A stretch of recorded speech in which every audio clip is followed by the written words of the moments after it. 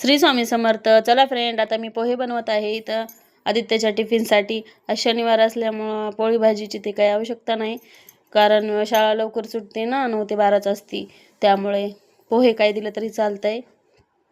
पोहे, इडली, उपीट वगैरे असं काहीतरी, कारण 12ला आल्यानंतर तो जेवण करतो. आणि शाळेत मुलं असं पोळी भाजीचा ते कंटाळा करतात. दुसऱ्याच्या टिफिनमध्ये काही असेल तर तेच वाटते द्यावं. शनिवारी तेच असते ना. लवकर शाळा सुट असल्यामुळं कोणी बी नाश्त्यालाच आणतंय.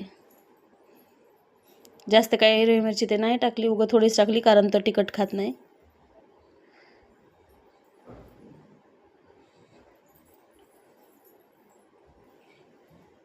दुसरीला आहे आमचा आदित्य.